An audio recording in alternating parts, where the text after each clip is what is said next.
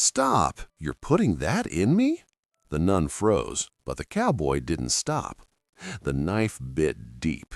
Sister Nora Williamson screamed, not only from pain, but recognition as well.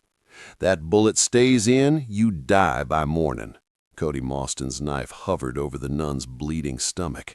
The cowboy carving bullets from her gut was the man she'd been sent to kill. She had fled Chicago with secrets worth killing for. Now she was dying in a Texas line shack, and the one man who could save her was the outlaw she'd been sent to destroy. And the evidence hidden in her bloodied habit could either hang him or destroy the railroad baron hunting them both. Hello, compliments of the season. If you love heartwarming stories about life in times past, then you'd enjoy these stories. Comment where you're watching from, like and share these videos with loved ones as you enjoy them. Do not forget to subscribe to our channel too. My team and I have something free and beautiful for you once we hit the 1,000 subscriber mark. It will be shared in the community. You know, we go to great lengths to make these videos, and your support means a lot to us. Therefore, we plan to give back to you once we are able to, so be a part of what we are building. Between 1865 and 1900, American railroad companies expanded over 170,000 miles of track across the continent, and this expansion came at a brutal human cost most history books ignore. Railroad barons like Jay Gould, Collis Huntington, and James J. Hill didn't just build railways, they built empires on stolen land, broken treaties, and the bodies of anyone who stood in their way. In Texas alone, over 2,000 homesteaders were forcibly displaced between 1870 and 1890, many through violence that was never prosecuted. Water rights were particularly contested because railroads needed millions of gallons for their steam engines, and families who refused to sell were often found dead under suspicious circumstances ruled as accidents or Indian raids. The Pinkerton National Detective Agency, founded in 1850, evolved from a legitimate security firm into America's first private military force, hiring over 2,000 armed agents by 1882. These weren't just detectives, they were enforcers, infiltrators, and sometimes assassins who worked for whoever paid them.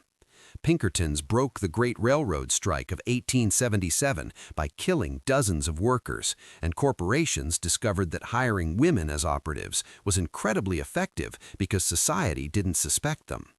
The Catholic Church, struggling financially after the Civil War, accepted massive donations from industrialists in exchange for moral endorsement of expansion policies.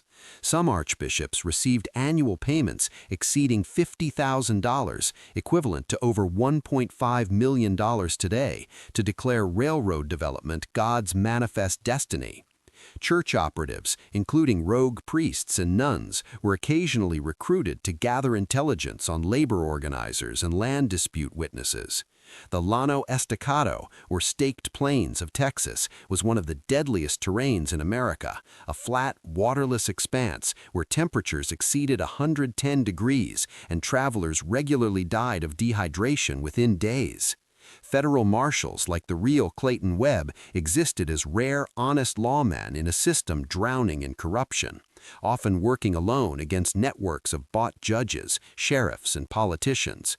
This is the true historical context where desperate people made impossible choices, where faith was weaponized for profit, and where love between a falsely accused cowboy and a disillusioned church operative wasn't just forbidden, it was revolutionary. This story honors those forgotten souls who chose conscience over institutions that betrayed everything they claimed to represent. Palo Duro Canyon, Texas, September 1902. The trunk sat in the corner of the bedroom like a coffin, dusty and forgotten. Rebecca Maasten, 16 years old, with her father's gray eyes and her mother's copper hair, lifted the lid with both hands. The hinges creaked, protesting 20 years of silence. Inside, folded with reverent care, lay a nun's habit, black wool, worn thin at the elbows, 3 bullet holes stitched closed with surgical precision, a white coif yellowed with age, and beneath it all a rosary made of simple wooden beads, the cross broken and glued back together. "Mama?" Rebecca called down the stairs. "Why do we keep this?" Nora Maasten appeared in the doorway, 46 years old, but still beautiful in the way weathered things are beautiful. Her hands were scarred from ranch work, her skin tanned from the Texas sun. She wore a simple cotton dress, her red hair streaked with silver and pulled back in a practical braid. She looked at the habit, and something flickered in her eyes. Memory, pain, gratitude. "Because it reminds me who I was," Nora said quietly, "and who I almost became." Footsteps on the stairs. Cody Maasten filled the doorframe, 48 years old, broad-shouldered and lean, his face carved by wind and sun and hard years. His hair had gone silver white, but his hands were still steady, still strong. He saw the habit and stopped. "Rebecca, your mama and I don't talk about that time much." "Why not?" Rebecca held up the garment, inspecting the bullet holes. "These look like they went through someone. Were you shot, Mama?" Nora and Cody exchanged a look that held 2 decades of secrets. "Sit down, sweetheart. This story, it's not an easy one." They sat together on the edge of the bed, the trunk open between them like a door to the past. Rebecca waited, sensing this was important, that whatever her parents were about to tell her would change how she understood everything. Cody spoke first, his voice rough as gravel. 20 years ago, I was a wanted man, not for crimes I committed, but for what I saw. I witnessed a murder, and powerful men wanted me dead before I could talk. Your father was hiding in the Texas Panhandle, and I was sent to find him." She paused, her hand finding Cody's.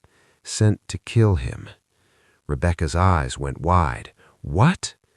"I was an operative for the Catholic Church, or rather for a corrupt archbishop who wanted your father silenced. I wore that habit as a disguise, carried a gun under it, and had orders to eliminate Cody Maasten by any means necessary." "But you didn't," Rebecca whispered. Nora smiled, sad and sweet. "No, I didn't, because the man I found wasn't the monster they described." Cody's thumb stroked her scarred knuckles. "Tell her how we met." Nora closed her eyes, and when she spoke again, her voice carried the weight of August 1882.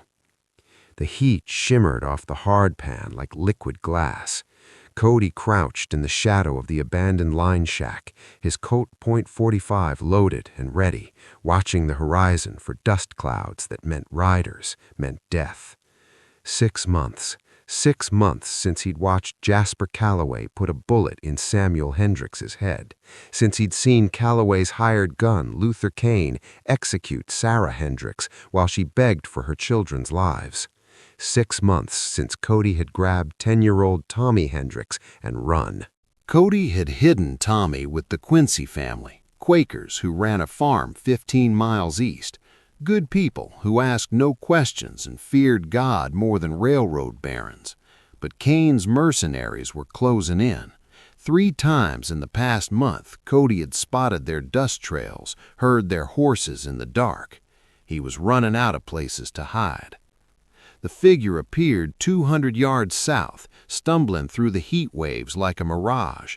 Black clothes, wrong for the Texas sun, moving erratically, one hand clutched to the side. Cody raised his rifle, sighted down the barrel.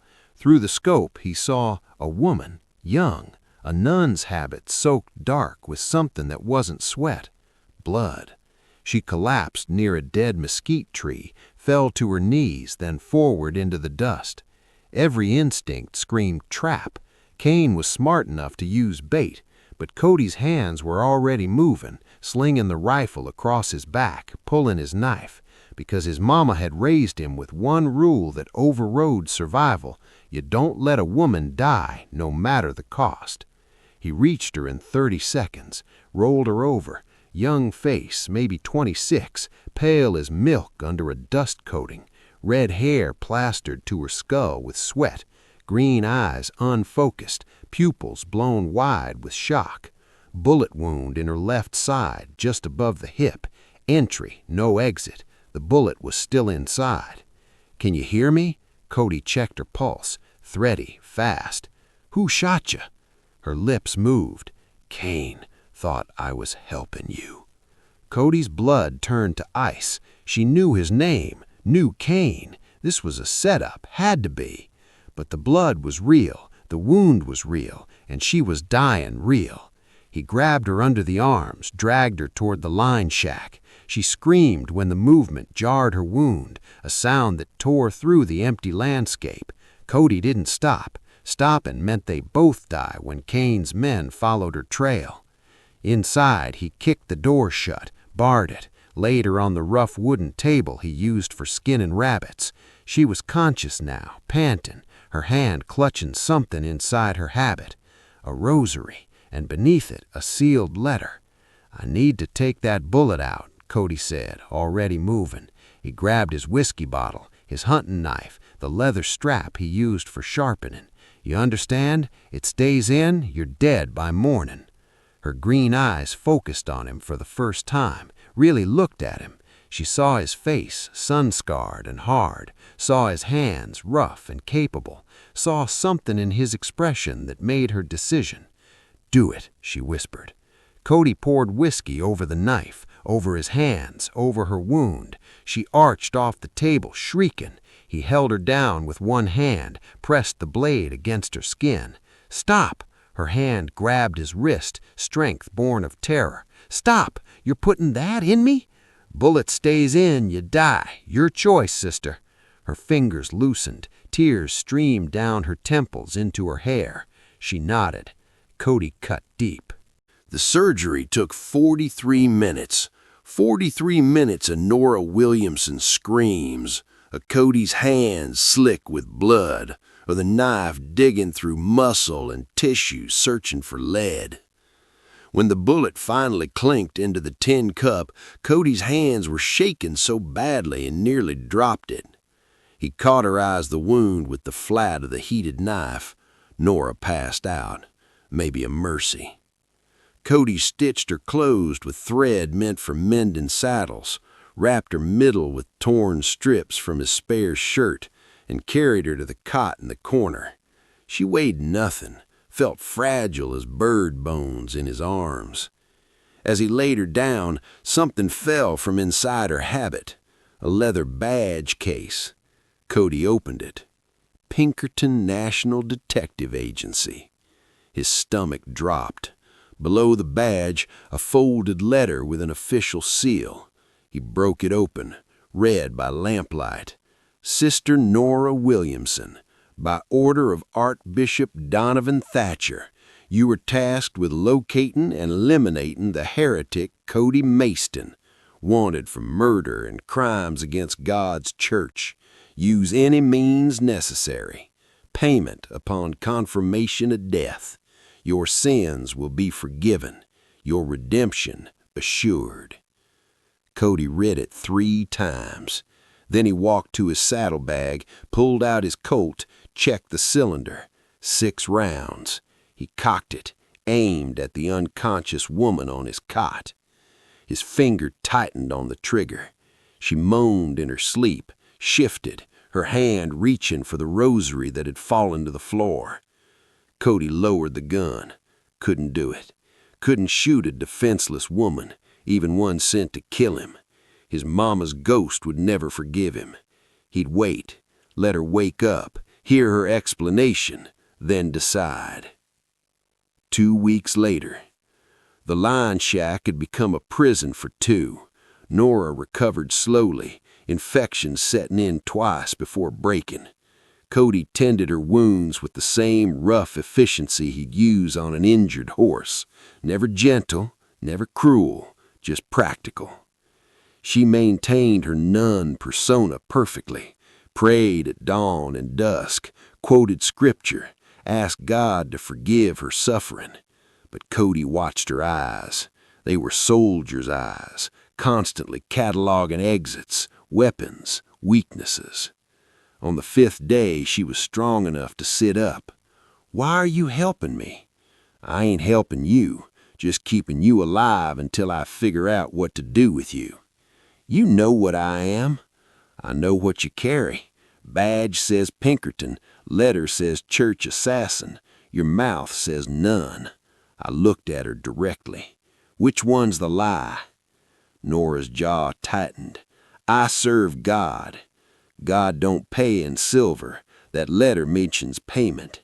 "You read my private correspondence?" "You came here to kill me, sister. Privacy ain't exactly a courtesy you earned." Silence fell between them, heavy as the August heat. Over the following days, an uneasy routine developed. Cody taught her to reload his Winchester, claiming he needed extra hands if Kane's men came. Nora sang hymns while she mended his shirts, songs that reminded Cody of his mother's voice before whiskey killed her. Small moments accumulated like water drops filling a canteen. Cody brought her wildflowers when her fever spiked, claiming they'd help the smell of infection. Nora caught him whittling a wooden cross one evening, his scarred hands surprisingly gentle with the knife. "You believe?" she asked. "Used to, before I watched good people die while bad ones prospered." He studied the half-formed cross. "You?" Nora looked at her rosary. "I'm not sure what I believe anymore." It was the first honest thing she'd said. On the 14th night, Cody asked the question that had been burning in him. "Why'd Kane's men shoot you if you were working for the same people?" Nora's face went pale. "They thought I'd already switched sides, found me asking questions in Amarillo about the Hendricks family, about what really happened." "And what did you find?" "That maybe the church sent me after the wrong man." Cody leaned forward. "You questioning your mission, sister?"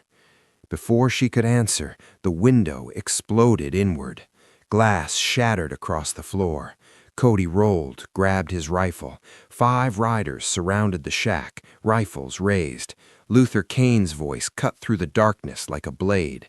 "Cordell, send out the nun, and maybe you die quick." Cody fired through the broken window, dropped one man from his saddle. Return fire splintered the door frame. "Root cellar," he shouted to Nora. "Now!" She didn't move, stood frozen, staring at the chaos. "Go!" Cody fired again, working the lever action. Another mercenary screamed, clutching his shoulder. A massive shape crashed through the side window. Tomas Garrett, Kane's second, built like a bull and twice as mean. He landed hard, gun already rising toward Cody's back. The gunshot was impossibly loud in the enclosed space. Garrett dropped, hole between his eyes. Cody spun. Nora stood holding his spare Colt, smoke curling from the barrel. Her stance was perfect, feet planted, arms extended, breathing controlled. Not the awkward grip of an amateur, the professional poise of someone who'd killed before. Their eyes met across the gun smoke. Outside, the remaining mercenary scattered. Kane's voice, "Fall back! Fall back!" Hoofbeats faded into the night. The silence after violence is its own kind of noise. Cody walked slowly toward Nora. She still held the Colt, but it was lowering, her hands beginning to shake as adrenaline faded. He took the gun from her gently, set it on the table, then grabbed his own revolver and aimed it at her chest. "Who the hell are you?" Nora's breathing was ragged. She reached into her habit with shaking hands, pulled out the Pinkerton badge, let it fall to the floor. Then the letter from Archbishop Thatcher. "My name is Nora Williamson. I was recruited by the Pinkertons at 18, became a church operative at 24. Her voice cracked. "I was sent here to kill you, Cody. The Archbishop said you murdered a family, said you were a heretic who had to be stopped." Cody's finger tightened on the trigger. The door burst open. Tommy Hendricks stood there, 10 years old, blonde hair wild, holding a basket. "Cody, the Quincy's sent—" He saw Nora, smiled. Oh, the pretty lady's still here. She brought me candy yesterday when you were checking traps. Cody's gun didn't waver. Tommy, get behind me. But she's nice, Cody. She asked about Mama and Papa. Said she was sorry about what happened. The gun lowered an inch. Cody's eyes burned into Nora's. You talked to the boy? I found him 3 days ago, Nora whispered, at the Quincy farm. I was gathering intelligence, preparing to complete my mission. Her voice broke. He told me about the day his parents died, about the man with the scarred face who saved him. And you still plan to kill me? I didn't know what to believe. Tears streamed down Nora's face. The archbishop showed me evidence, witness statements, a signed confession. All lies. I know that now. She grabbed the letter, thrust it at him. Read it. Read what Thatcher promised me. Redemption for my sins. Salvation through service. I was 17 when I killed my first man, Cody. A Pinkerton job gone wrong. The church offered me absolution if I became their weapon. Cody took the letter, scanned it, his jaw clenched. This mentions Callaway, says the railroad expansion is God's will, says removing obstacles is holy work. Thatcher receives $50,000 a year from Callaway, Nora said. I found the ledgers when I questioned his finances. That's when I started asking the wrong questions. That's when they sent me here, not just to kill you, but to get me away from Chicago before I expose them. Tommy tugged Cody's sleeve. Is the pretty lady in trouble? Cody holstered his gun slowly, looked at the boy who'd lost everything, then at the woman who'd saved his life 20 minutes ago. Yeah, son, we all are. He walked to the table, spread out the documents. Talk, all of it, no more lies. Nora told him everything about Archbishop Donovan Thatcher's alliance with Jasper Callaway, how the Texas and Pacific Railroad needed homestead land for expansion, how witnesses to Callaway's crimes kept disappearing, how the church provided cover, legitimacy, and when necessary, sanctified killers. They gave me forged testimonies, Nora said, producing papers from her habit. Statements from witnesses claiming you murdered the Hendricks family yourself, that you were a drifter with a history of violence. Cody read them, his face hardening. These signatures are fake. I know 2 of these people. They're dead. I know. Why'd you come here believing this? Nora's voice went quiet. Because I wanted to believe. Because if the church was right, if you were evil, then everything I'd done in their name was justified. All the blood on my hands would be washed clean. Cody set down the papers, looked at her, really looked, saw the scars on her knuckles, the old burn mark on her wrist, the weight in her eyes that matched his own.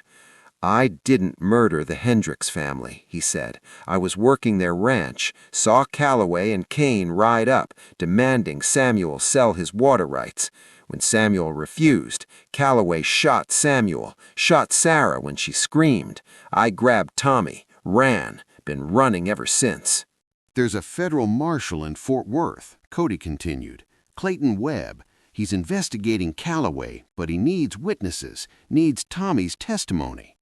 Fort Worth is 150 miles, Nora said, through the Llano Estacado. The Staked Plains, Cody nodded grimly.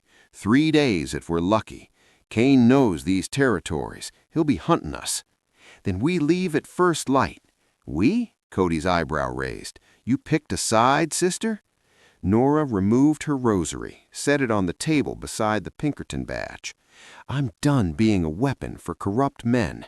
If there's a God, he'll judge me for my choices, but I choose truth over comfortable lies.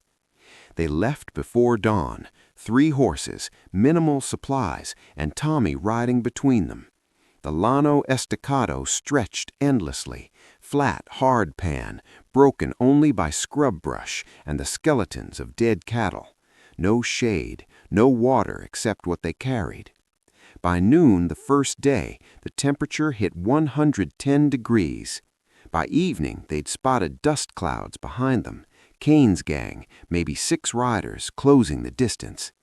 "They're pushing their horses too hard," Cody observed through his spyglass, "trying to catch us before we reach the Brazos River crossing. How long until they overtake us? Tomorrow, maybe sooner." That night they made cold camp, no fire to signal their position. Tommy slept between them, exhausted. Nora cleaned her colt by starlight, movements automatic, professional. "How many men have you killed?" Cody asked quietly. 12, that I'm certain of." She didn't look up. "You?" 23 during the Apache campaigns, 7 since Callaway." He paused. "Garrett makes 8. "Does it get easier?" "No. Anyone who says different is lying or broken." Nora's hand stilled on the gun. "My first kill was a union organizer in Pittsburgh. Pinkerton said he was inciting violence. I shot him in an alley. He was 23 years old." Her voice cracked. "I found out later he had a wife, a baby daughter." Cody reached across the darkness, covered her hand with his.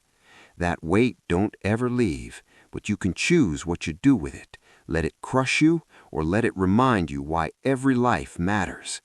She looked at him, tears tracking through the dust on her face. "How are you so decent after everything you've seen?" "I ain't decent.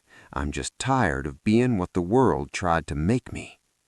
On the second day, Nora's horse went lame, broke its leg in a prairie dog hole. Cody shot it quick, a mercy. They redistributed supplies, doubled up on his gelding, with Tommy on the remaining mare.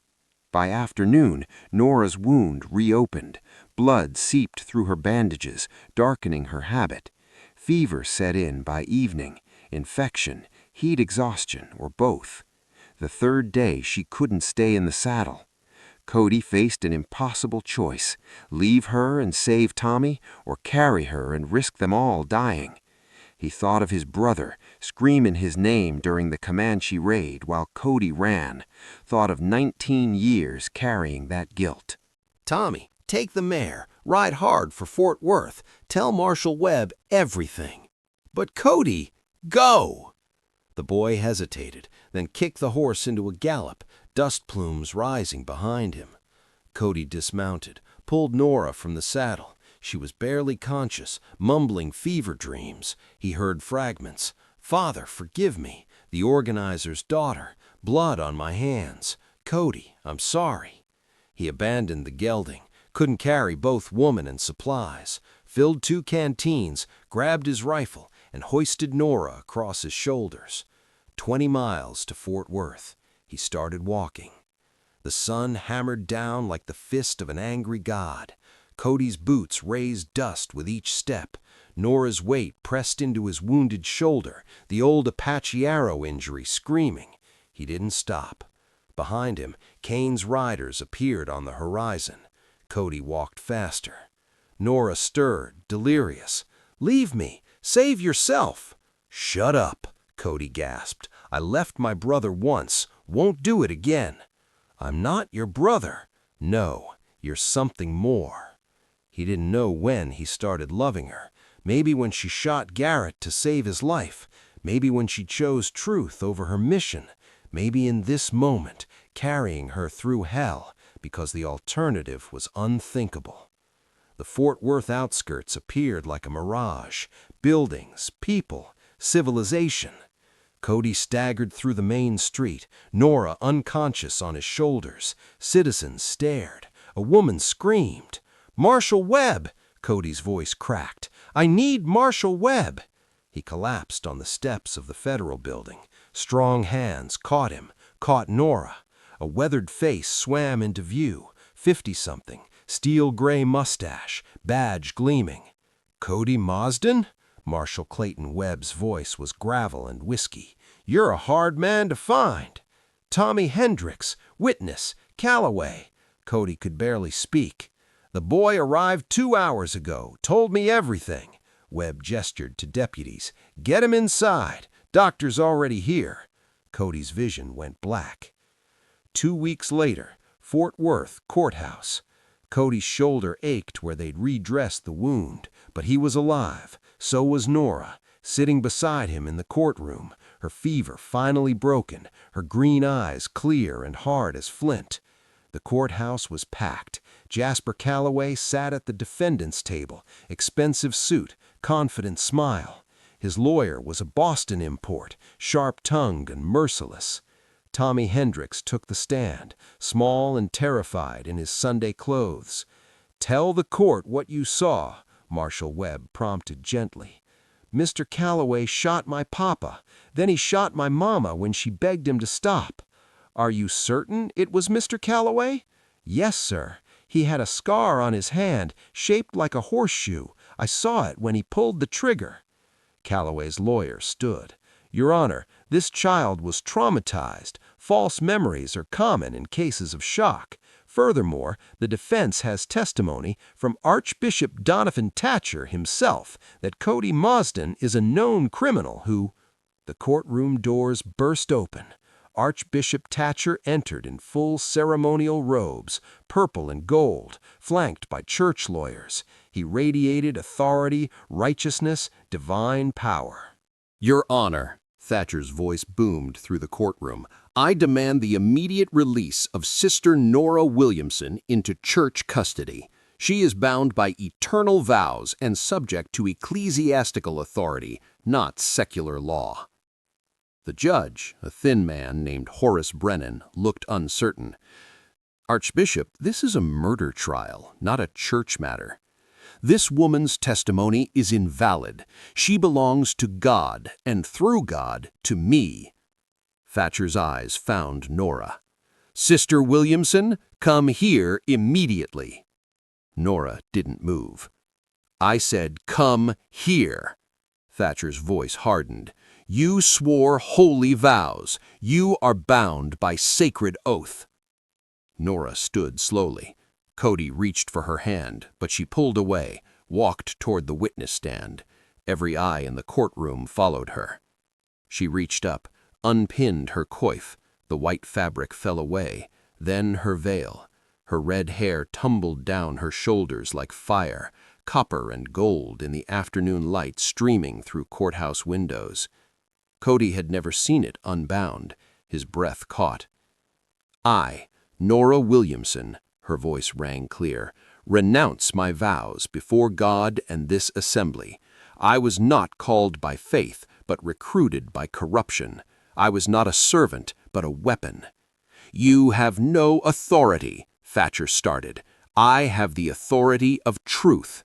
Nora pulled documents from inside her habit. I have your letters, Archbishop. Every payment from Jasper Calloway, $50,000 annually, instructions to eliminate witnesses, orders to kill Cody Maasten, an innocent man. She threw the papers onto the judge's bench. I have your ledgers showing money meant for orphans diverted to your personal accounts. I have testimony from 3 women you had beaten in your Chicago convent for questioning your authority. Thatcher's face went purple. She lies. She's a heretic, a Jezebel who... I'm a woman who chose conscience over comfort, who chose love over fear, who chooses here and now to serve truth instead of tyrants, wearing God's name like a mask. The courtroom erupted. Judge Brennan pounded his gavel. Marshal Webb moved toward Thatcher. You're under arrest, Archbishop. Conspiracy to commit murder. You can't arrest a man of God. Watch me. Calloway shot to his feet, his hand moving inside his jacket. Kane, now! The side doors exploded open. Luther Kane and 4 gunmen rushed in, weapons drawn. Civilians screamed, diving under benches. Kane fired. The bullet meant for Tommy hit a deputy instead.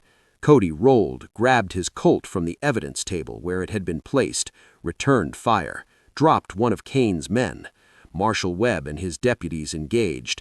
Gunfire thundered in the enclosed space. Smoke filled the air. Kane charged toward Tommy. The boy froze, terror-locked. Cody intercepted, tackling Kane. They crashed through the jury box, fists and knees and elbows.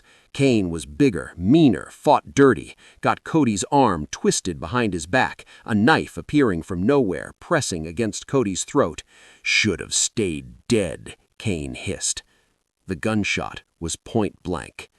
Kane's eyes went wide. He looked down at the hole in his chest, blood spreading, looked up. Nora stood 5 feet away, Colt smoking, her face streaked with tears and powder burns.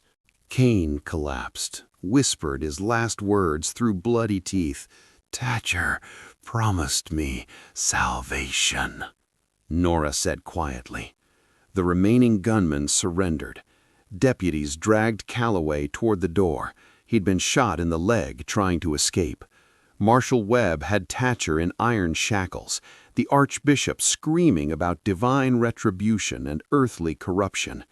Judge Brennan pounded his gavel until silence fell. "Cody Maasten, all charges dismissed. You're a free man." He looked at the bodies, the blood, the chaos, and a damn brave one. Tommy ran to Cody, threw his arms around him. Cody held the boy close, his throat too tight for words. Nora stood apart, still holding the gun, staring at Kane's body. Her second kill in Cody's defense, her 12th overall. Cody crossed to her, gently took the Colt from her shaking hands. "You saved my life, again." "I've taken so many," she whispered. "When does the saving balance the killing?" "Don't know if it ever does, but you keep trying anyway." 1 week later, small Baptist church, Fort Worth. The church was modest, nothing like the grand cathedrals Nora had known. Simple wooden pews, a plain cross, windows that let in honest sunlight. Pastor Samuel Green, a kind-faced black man with gentle eyes, stood before them. Tommy held the rings, simple silver bands Cody had traded his rifle for. "Do you, Nora Williamson, take this man as your lawfully wedded husband, knowing the church you once served condemns you?" Nora looked at Cody, saw the scars on his face, the gray in his dark hair, the decency in his eyes that had saved her life in more ways than one. "I served corrupt men who wore God's name. Now I serve love. I do." "Do you, Cody Maasten, take this woman, knowing her past, her sins, her doubts?" Cody's calloused hand found hers. "I take all of her, every broken piece. I do." "Then by the grace of God and the laws of Texas, I pronounce you husband and wife." They kissed, and it tasted like freedom. Outside, a messenger arrived with a final letter from the Catholic Archdiocese. Official excommunication, eternal damnation pronounced. Cody took it, walked to the church fire pit, fed it to the flames, unread. "Ain't you curious?" Marshal Webb asked. "Their judgment don't mean nothin'. We're free." September 1902, Palo Duro Canyon. Rebecca held the nun's habit, understanding finally settling into her young heart. "You were sent to kill Papa, but you chose love instead." "I chose truth," Nora corrected. "Love followed." Cody wrapped his arm around his wife's shoulders, 20 years of marriage evident in the comfortable weight of it. "Your mama was the bravest person I ever met, still is." Tommy arrived then, 30 years old now, successful rancher, his own children in tow. The extended family gathered on the porch as the sun set over the canyon, painting the rock walls crimson and gold. Nora returned the habit to the trunk, closed the lid gently, a relic of who she'd been, honored but finished. Cody's scarred hand found hers. Both had killed. Both had survived. Both had chosen each other when the world said they shouldn't. Some people enter your life as a weapon, but love has a way of turning weapons into tools for building something beautiful. Rebecca leaned against her mother. "I'm glad you didn't kill Papa." "I am too, sweetheart. I am too." The sun disappeared below the canyon rim. The family went inside for supper. their laughter echoing off ancient stone. The trunk sat in the corner, a reminder that redemption is always possible, that broken people can choose to heal each other, that love, real love, is not a feeling but a decision made every day in the face of fear, and that sometimes the wrong path leads to exactly where you're meant to be.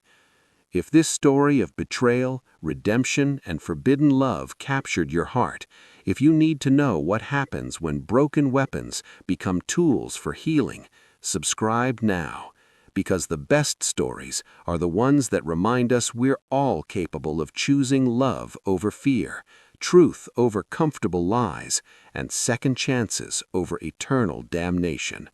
Don't miss the next chapter. If you enjoyed this latest story on life in the old Wild West, then I'm sure you will love the next one coming up. Like, share, and subscribe to our channel so you can get updates on time. Did I tell you we post new, exciting, heartwarming stories daily? Subscribe now to join us so you won't miss any new stories.